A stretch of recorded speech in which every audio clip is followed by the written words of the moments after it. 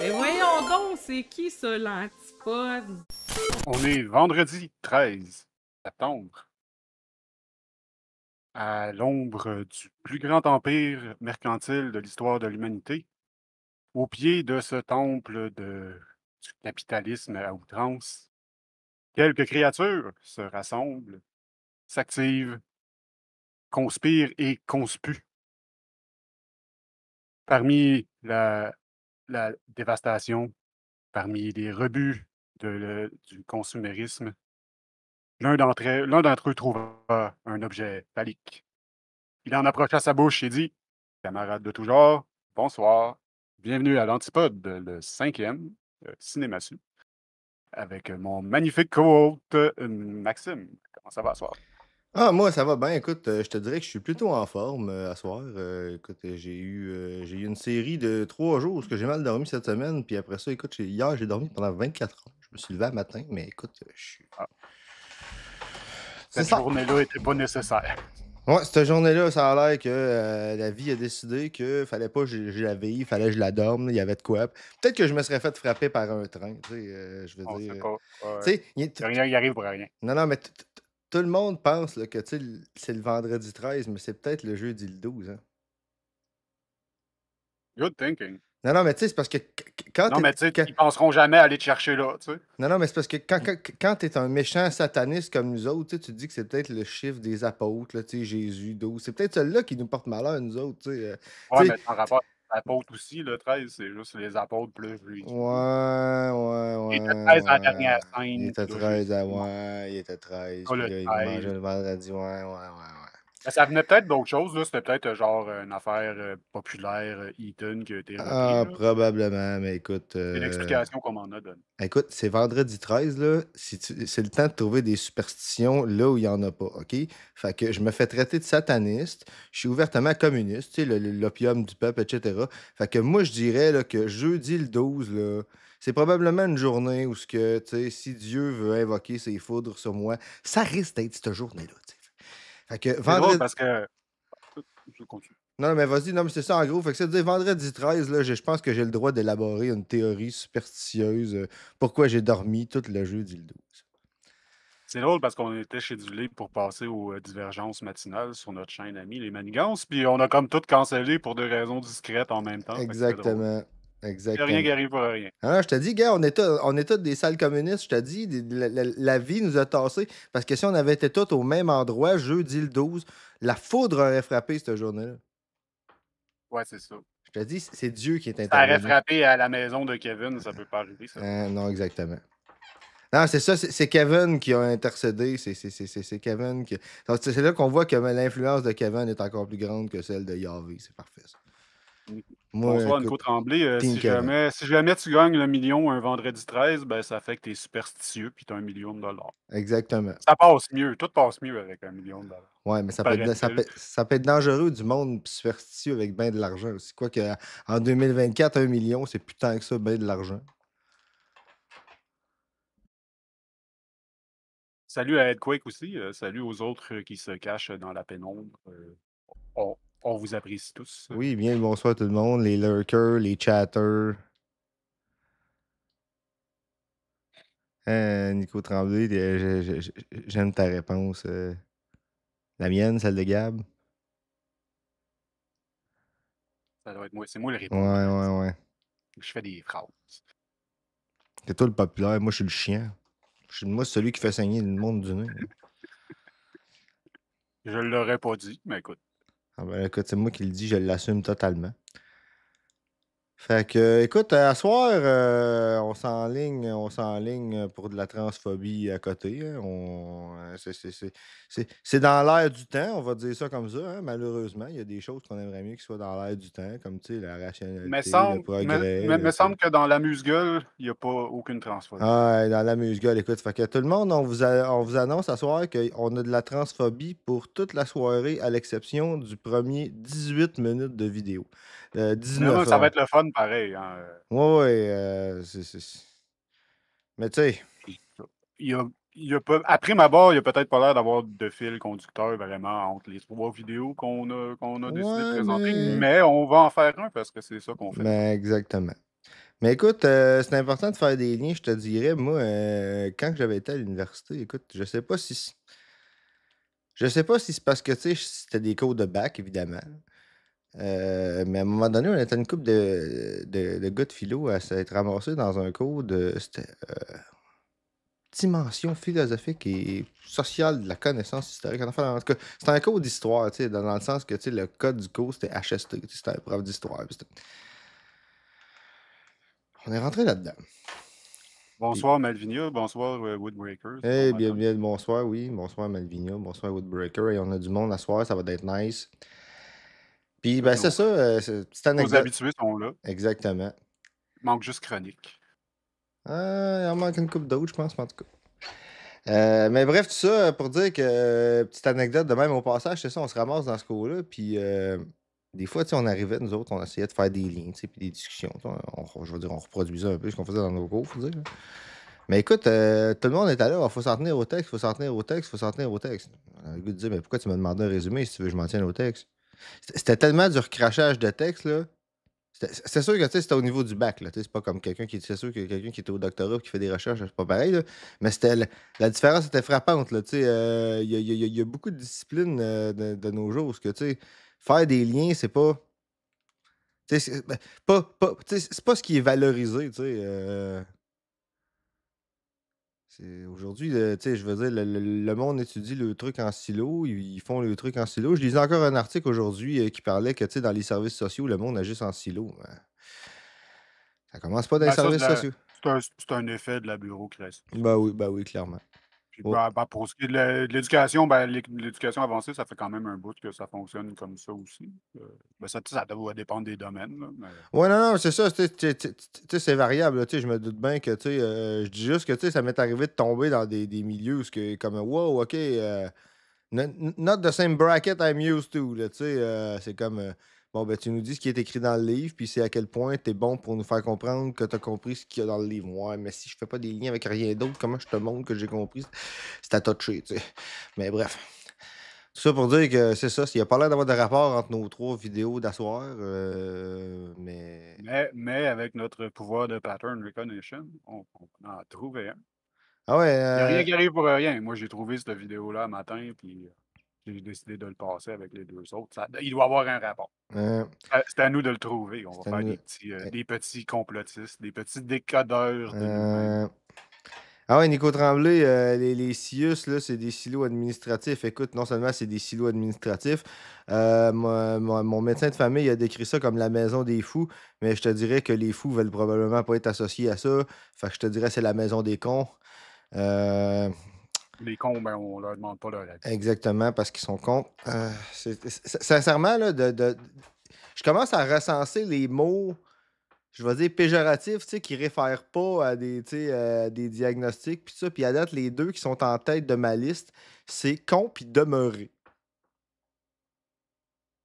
Hmm, Parce que demeurer, me semble, ça se rapporte à quelqu'un qui est possédé, con, là, tu sais. c'est indirectement sexiste, là, mais ça Ah passe ouais? encore. C'est pas, ça, je pense que ça a jamais, celui-là n'a jamais été utilisé comme genre dans le vocabulaire capacitiste pour Ouais. Ok, trouver mais du monde. Là. con, c'est indirectement sexiste, ouais, dans le sens que, tu sais, ça peut être con ou conne, dans ce Non, sens-là. c'est dérivatif de cunt. Puis cunt, Ah! ben, c'est sexiste. Ah oui, oui, effectivement. Non, mais je savais pas, par contre. Ah. Ah. On en apprend à tous les jours Ouais, à on en l'antenne. apprend à tous les jours. Fait que Puis c'est quoi l'autre? Demeurer, ça, demeurer. j'ai l'impression que c'est peut-être, ça fait peut-être partie du bagage, là, peut-être, genre, J'ai plutôt avec le l'impression. mot en R ou en A, puis En fait, j'ai plutôt tendance à penser que ça vient faudrait vérifier, mais j'ai plutôt tendance à penser que ça vient d'avant ça. Puis que ça a ah, été ça a peut-être appliqué rapport avec ça a peut-être, la possession. Ouais. non, ça a peut-être rapport, en fait, avec le genre, le inbreeding, genre, Non, demeurer non, en non. cabané, Non, non? non, inbreeding, c'est taré. C'est avoir des tares que tu gagnes à force de Ouais, inbreeding. aussi. Fait que Aussi, mais il pourrait le, en avoir plus le qu'un. mot qui réfère au inbreeding, c'est taré. Mais il y en a peut-être plus qu'un. Mais j'ai Ouais. l'impression, c'est ça que ça m'évoque, demeurer, je suis pas sûr. Pas sûr. Faudrait voir. Faudrait voir. On pourrait faire un. À un moment donné, il faudrait faire une espèce de show brainstorm là-dessus, de présentation sur l'origine des différents mots qu'on assigne.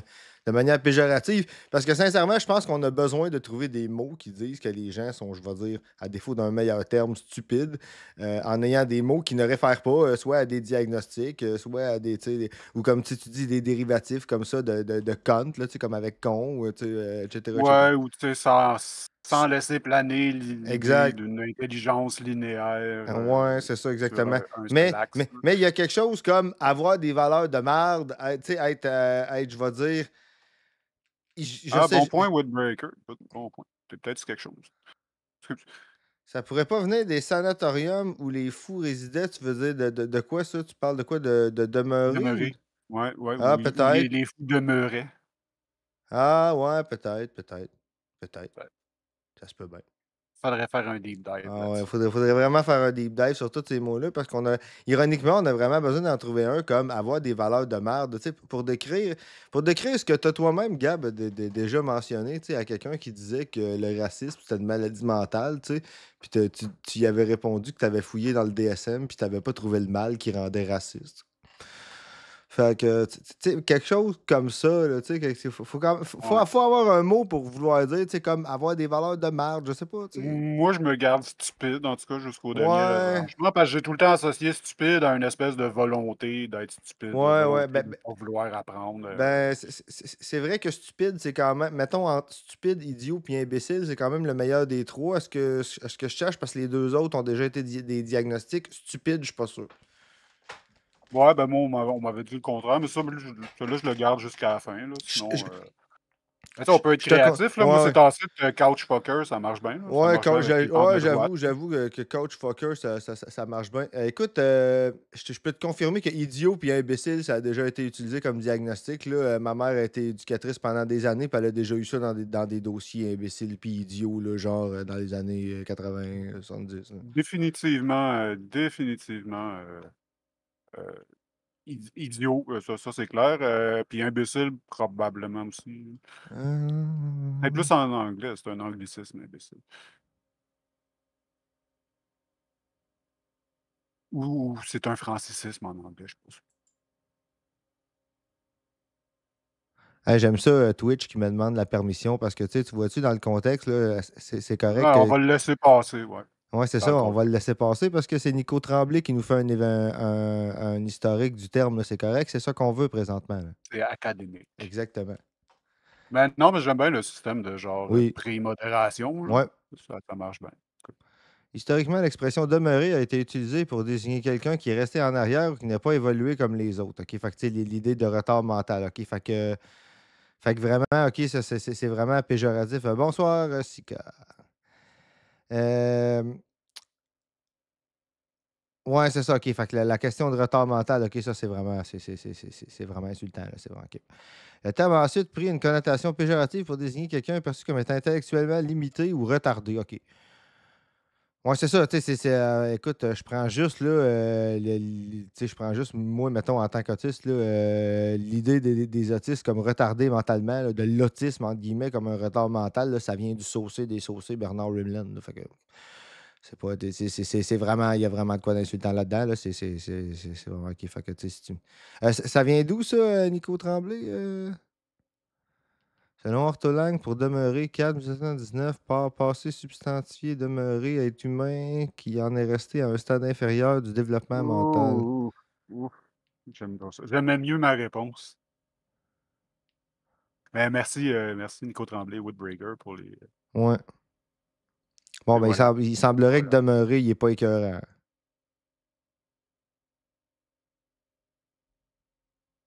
Ah, écoute, non, sérieux, il faut faire un deep dive là-dessus. On en jase là, on the spot, là, à la bonne franquette, là, mais faut faire un deep dive là-dessus. On va demeurer là-dessus pendant. Exactement. On va réfléchir à ça. Chat GPT, wow. Tout ce qu'on. Sincèrement, là, si l'AI pouvait être utilisé d'une manière constructive au lieu de servir le capitalisme en ce moment, là, pour faire des Donald Trump avec des pénis dans le front, là, des chats, puis des chats dans les bras pendant qu'ils se sauvent. Là. Ah, c'est ChatGPT. Ouais. Non, non, mais sérieusement, là, les Je suis possibilités. conflicted en ce moment, là. Ouais, non, mais c'est parce que les possibilités pour être, tu sais, en matière d'inclusion pour l'AI, c'est comme malade, là, tu sais, je veux dire. Puis en Ah même, tu oui, sais, hein? puis L'automation, ça pourrait nous permettre de travailler moins et vivre mieux aussi, ouais, mais c'est c'est pas ça, ça c'est qui ça. va se passer malheureusement. Ah non, je sais bien, mais tu sais, They're everywhere. c'est ça, Ah, ils sont partout. capitalism is maudits AI. everywhere. Tout ce qu'on fait est un marché, fait que, hein? T'as fait un beau sound drop involontaire. Oui, C'était nice. effectivement. Comme toute technologie, bien souvent, l'être humain s'en sert pour les mauvaises raisons. L'être humain, moi, je dirais le capitalisme, là, tu sais, parce que des fois, tu sais, bien souvent, là, on assimile à l'être humain ce qui est en fait les résultats du système dans lequel on vit. Fait que, tu sais, à un moment, tu sais, la propagande capitaliste a la très grande tendance à se faire valoir elle-même comme inévitable. Fait que j'ai juste tendance, tu sais, c'est peut-être mon optimisme Woodbreaker, mais j'ai tendance à penser qu'on peut faire mieux puis qu'on est capable de faire mieux en tant qu'espèce. Mais tu sais, je suis pas. Sinon, Fait on que serait pas ici. c'est ça exactement. Fait que moi, écoute, on peut commencer ça. Écoute, government négligence, le méchant gouvernement, on va voir ça. Fait que, ça semblerait que ça sonne qu'est-ce qui. Je sais pas pourquoi, mais moi, j'ai comme le feeling que c'est une vidéo qui va nous montrer qu'on peut faire des choix de société dans la vie. Non, c'est pas si deep que ça, c'est léger. Tu vois, c'est Bon, léger, c'est cute. On va parler des instants. bon, ben Des parfait. instants. Préparez-vous, on parle des enfants. Mais check bien le début, là. Le début, il fait ça en esti. Bon, ben let's go. Coast to coast like corporate crop circles. Toronto, Charlottetown, Prince Albert. They're everywhere. Coast to coast like corporate crop circles. Toronto, Charlottetown, Prince Albert, Yellowknife. Why did this country plaster itself with logos visible from space? And how did another avoid this fate? J'ai l'impression que le volume This du was vidéo est me un 2 peu months ago in New au-dessus, Zealand, taking a breather on a local playground. Why are playgrounds Je sais pas si so c'est much nous autres better qui here l'entend comme ça, mais moi, than dans in Canada? dans mon Have you noticed mixer, that? il sort There au was bon an volume. obvious Ça dit quoi dans le difference, chat, but it wasn't le volume always du like vidéo? this. When I left New Zealand a decade ago, playgrounds looked about the same as North America, but both countries had some pretty wild play spaces back in the day. Check out Ontario Place. It had an awesome play area where you could come with your whole family, seething with 1,000 que ça dit? children simultaneously having the best day of their lives, banging on musical instruments, Un, deux, bouncing deux. on airbags, Hello, hello. with the audible joy of children constantly squealing across all footage. And sure, sometimes crawling under something would cause a bump, sometimes falling off would break a bone, and sometimes, as one playground inspector put it, Entanglement, head and neck entrapment. Pardon, Gab? Those two contribute to Ouais, là, killing je a pense lot que of kids. yeah, killing kids was a real killjoy, and as you would expect, Merci, something Woodbreaker. litigious this way came. Liability lawsuits piled up like the corpses of children at the bottom of a poorly designed slide. In New York, one lost finger fine alone amounted to $750,000. In California, a Burger King playground delivered a whopper $20 million payout. The value of injury or loss of life of children is so high because they have literally their whole lives ahead of them. So when you take that away, expect to pay. And it wasn't just in North America. After breaking the legs of 3 children in under a year, the notorious Lighthouse slide in Wellington's Frank Kitts Park was demolished. But since its removal, journalists uncovered a slew of victims dating back to the early 90s. From beyond the grave, this Jimmy Savile of slides is now thought to have broken the legs of as many as 30 children.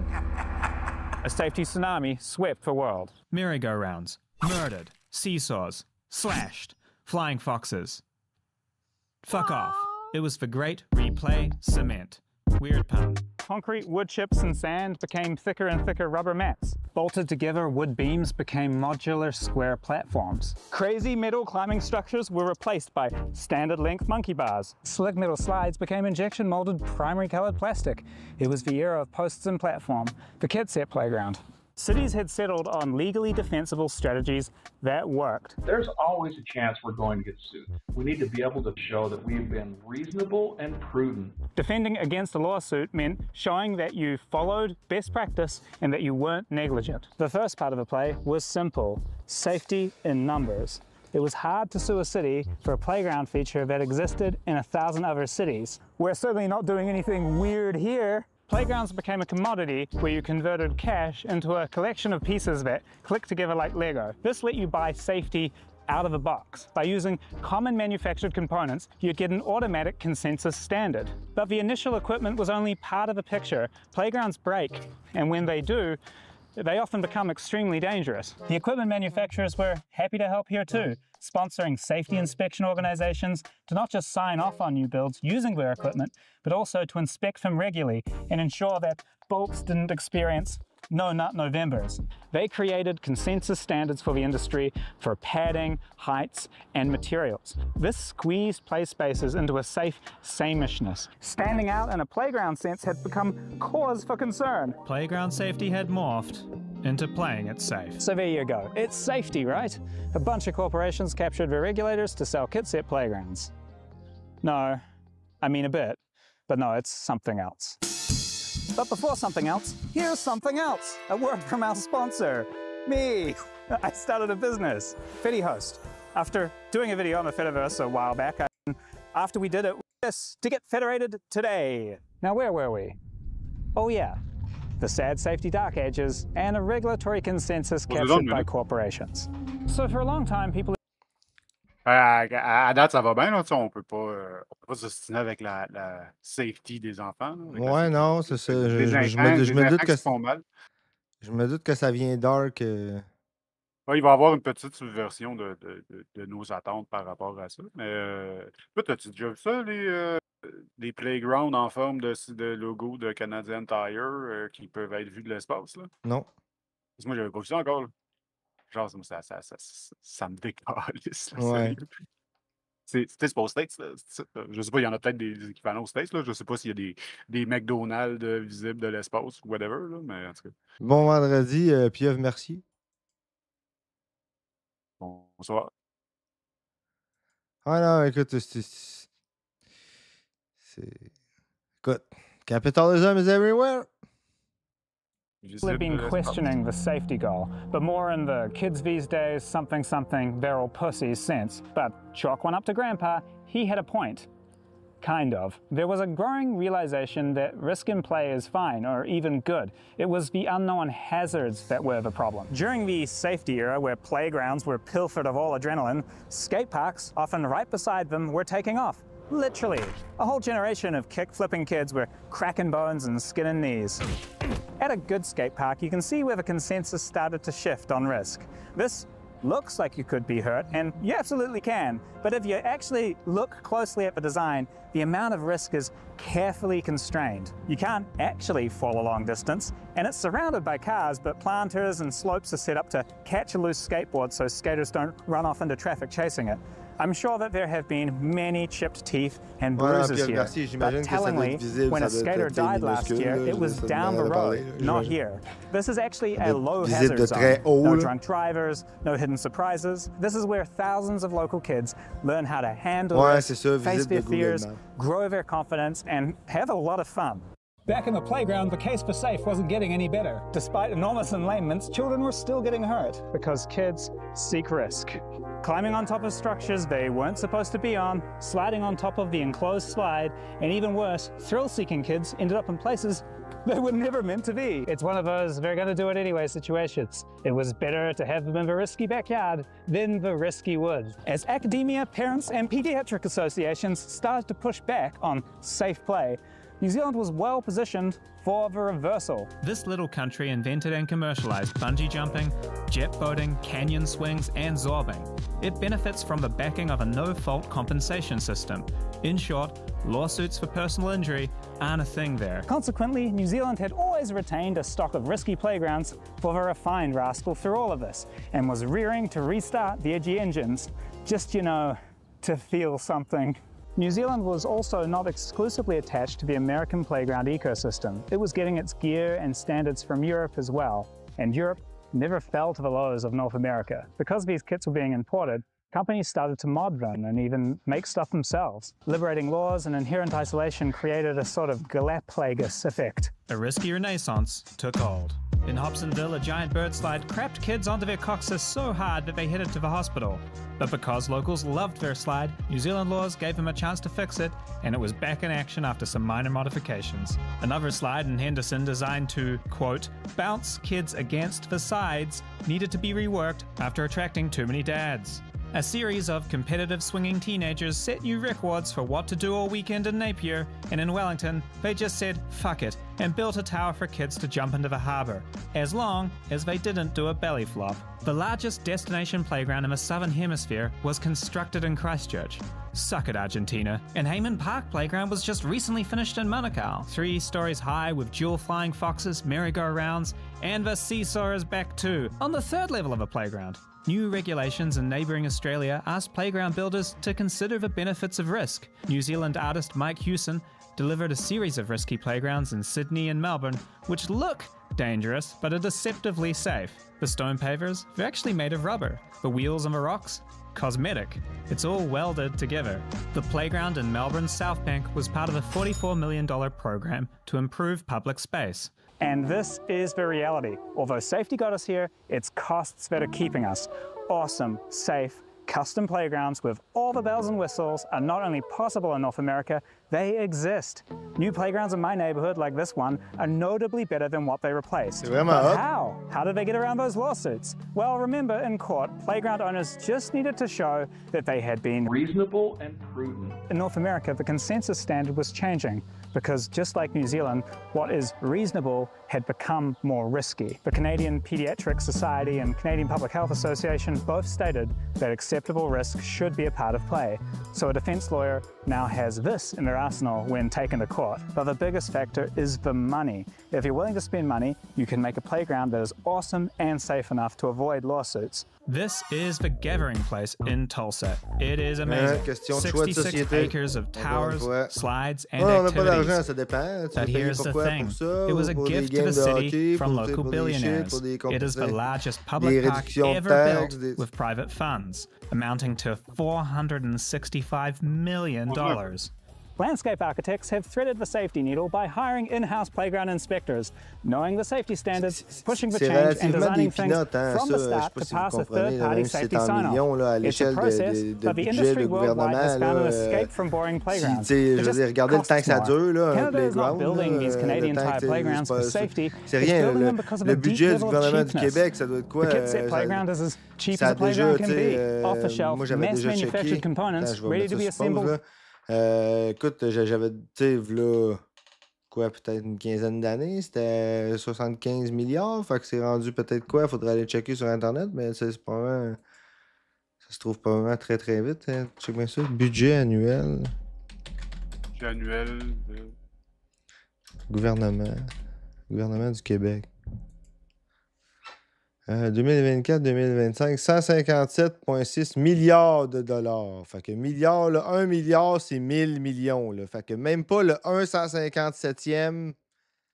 Et ça, c'est juste pour notre petite province avec... Oui, ça, c'est juste pour notre petite province de merde, là. C'est pas le budget des États-Unis, là. Puis c'est pas le budget de, tu sais, là... C'est vraiment juste notre petite province de merde, là, insignifiante sur la planète, là. T'es au Québec, c'est... Fait que... Tu sais, c'est une question de choix de société, rendu là. Ah, là, on n'a pas d'argent. C'est sûr que quand tu fais des cadeaux à tous tes chums, quand tu t'appelles François Legault, c'est sûr qu'il ne reste pas beaucoup d'argent après. Mais... Bon, des cadeaux à ses chums, c'est pas la façon la plus sophistiquée de présenter l'argument, mais ouais. Ben, ça a-tu vraiment besoin d'être sophistiqué avec un facho? En effet. Anywhere in the country. You still see KidSet playgrounds everywhere in New Zealand, in schools, because the Ministry of Education has a very minimal budget for playgrounds. This truly is a Canadian Tire playground from top to bottom. Hemisphere Climber, $10,000. Bow Ladder Connector, $5,000. Double wide ramp with guardrails, 10 times, $100,000. And then it gets even cheaper because a corporation will pick up most of the bill as a public relations exercise. All you have to do is plaster the lands of your nation with branding. Let's get building. It's almost an exact parallel to another difference that you notice when walking around Australasia. Another thing where North America has decided to abdicate its responsibility and hand things over to the private sector. Almost every park you go to in New Zealand, you'll also find a public toilet. In North America, this is a public toilet. Or this. And we've even tried the public relations route of getting toilets to be paid for by advertisers. There's no way to get around it. Building and maintaining playgrounds and public toilets is simply expensive. When you see an awesome public playground with toilets beside it, that society decided investing in public spaces and families is important.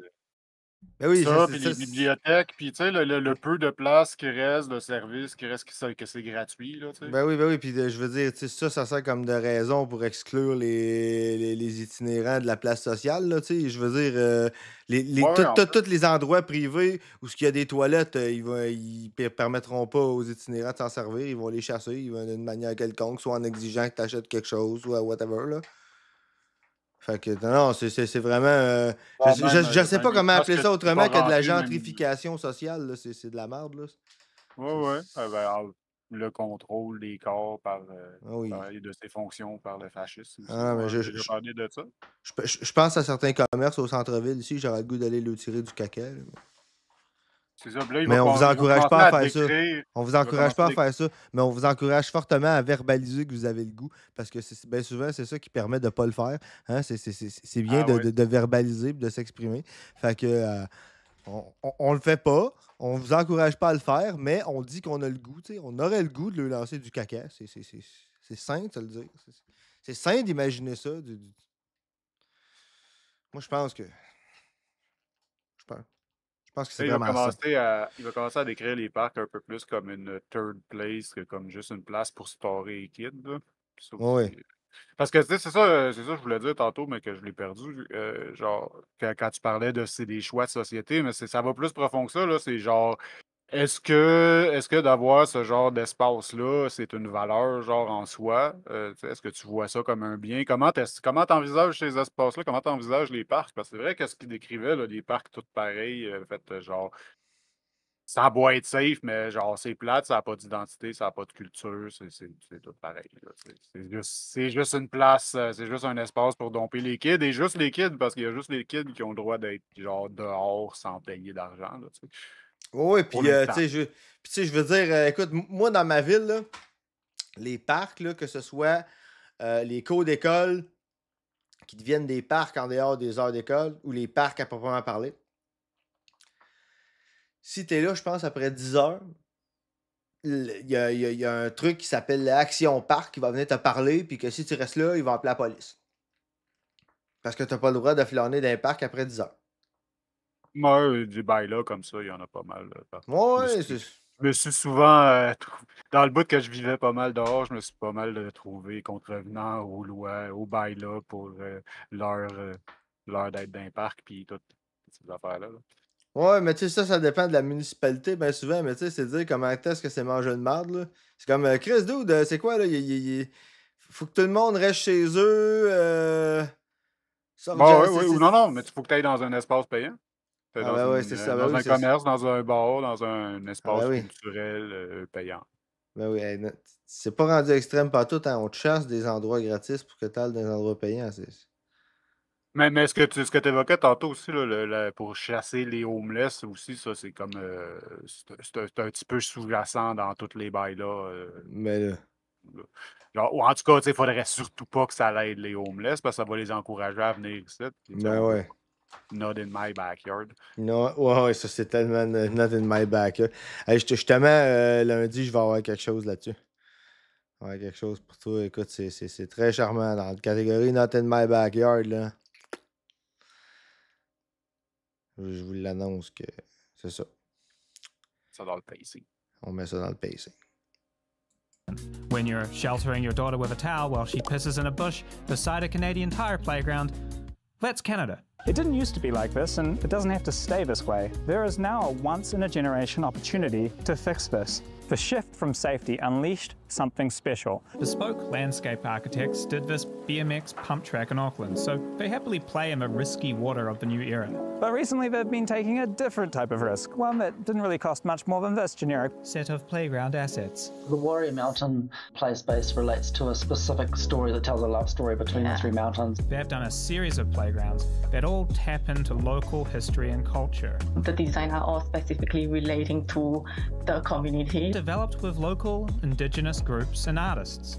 All the patterns that you've seen on the ground in the Warrior Mountain play space, they were all provided by a local artist. The artwork was actually integrated into the play space. There's actually a very practical reason for doing it like this. It does contribute to possibly a little bit more social discipline. You know, like it's not acceptable to go and deface something of cultural value when you live in a cultural community. And you have to wonder, Are we really saving money with these playgrounds when you factor in maintenance? Yellowknife's Canadian Tire Playground was tagged with protest slogans on its first day and has been struggling with vandalism and repairs ever since. I mean, if they get defaced, what do you expect? You know, you haven't talked to the community, you haven't engaged with them, you're just putting something there that you expect people to play on because it's a swing. At the root of the Canadian Tire Playground is a misalignment of motivations. A city and a sponsor wouldn't design the same playground even with the same budget. When you design a playground, you want to do it with maintenance in mind. When you're designing a playground to have a big flashy, wow, we built a playground, and not for what it's going to be like in 10 years, you run into problems. You don't need to invest millions of dollars. So you could provide a landscape environment incorporating design and art without even having a swing or a slide or anything like that. Les places que c'est permis de faire des graffitis en général, ça finit avec des murailles écœurantes. It can be a way to get fit, a way to learn music, a piece of public art, and when done right, all of the above. A music-inspired park in Toronto features a slide designed by a local artist, Kwame Delfish, working with the firm Earthscape to turn a sculpture into a safe play structure. Earthscape have made a name for themselves, creating beautiful wood structures that add more value to a community than just something for kids to play on.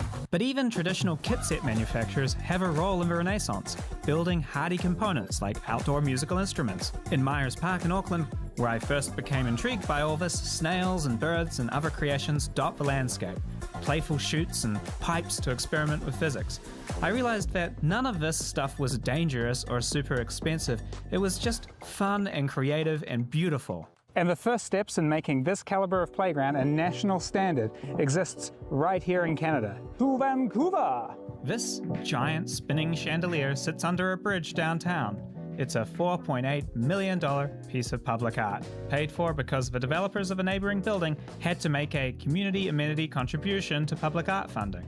This building's big price meant a big piece of art. A few blocks away is Rainbow Park. It is as good as anything in New Zealand.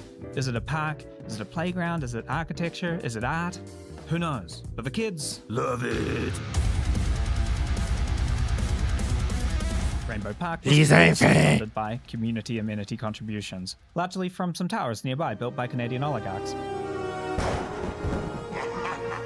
Recently, the City of Vancouver has stopped doing these case-by-case art contributions. They've merged funding inputs into one predictable fixed-rate system. Public art, public parks, public amenities are all this one simple fee. It's the perfect time to also merge funding outputs. Artists and architects should be working closely to create higher value public spaces that integrate lots of neighbourhood needs at once. In New Zealand, this philosophy of integration and art isn't just creating nice playgrounds, it's creating resilient, useful public spaces from top to toilet. Yeah, they're more like a sculpture than a toilet. So again, if you didn't know what they were, you'd probably just think it was a piece of art. Often you'll hear people in North America say, this is why we can't have nice things, when they see some vandalism of a public space. But the truth is, the reason we can't have nice things is because of decisions that we make. Do you think New Zealand doesn't have teenagers and homeless people? This nice stuff gets damaged all the time. The city planned for it by designing stuff from the start to be less likely to be vandalized, and when it does, they fix it. Canada didn't have homeless people swarming its downtowns in the 1990s, yet it still didn't build public toilets and boutique parks. Right now, the housing boom has given Canadians a once-in-a-century influx of cash in the form of development fees to build out our public spaces. So when the construction boom is over in a couple of decades, and the development fees all spent, what sort of mark will we be leaving on Canada? In New York, it can be a way to get fit, a way to fuck you. We're certainly not doing anything weird here. Ouais, ok, non, j'ai pas réussi à voir la date, là, mais que le housing boom, je pense pas que ça soit d'actualité. Ben, non, ils construisent encore beaucoup, là, même s'ils construisent pas assez. Ouais. Ben, moi je parle, ce que j'ai lu, c'est plus une affaire d'accessibilité. La crise du logement, là, les logements sont trop chers, c'est pas parce qu'il n'y en a pas. Mais. Ouais, ben, une des raisons qu'ils disent pourquoi que c'est trop Qu'ils cher. disent. Ouais, mais. En tout cas. Bref. Je sais pas tout. J'ai pas la science infinie. Mais c'est ça. C'était une petite vidéo bien cute. Ouais, non, c'était. On peut trouver des sujets intéressants dans toutes sortes de choses. Oui, non, effectivement. C'était très intéressant. De toute façon, l'aménagement de l'espace public, moi, je pense que ça change quelque chose dans une société. Je veux dire, si tu as plein d'affaires à faire gratis là, dans ta ville, là, ça change le type d'économie que tu vas avoir. Ça change, tu sais. L'urbanisme, c'est une science sociale. Ouais. Écoute, l'autre, on s'enligne pour une vidéo, c'est Cinémassu, fait qu'on s'enligne sur 2 grosses vidéos. Une entrevue de 56 minutes avec Judith Butler qui nous parle de l'idéologie anti-trans. Puis ensuite de ça, faire les attitudes, mais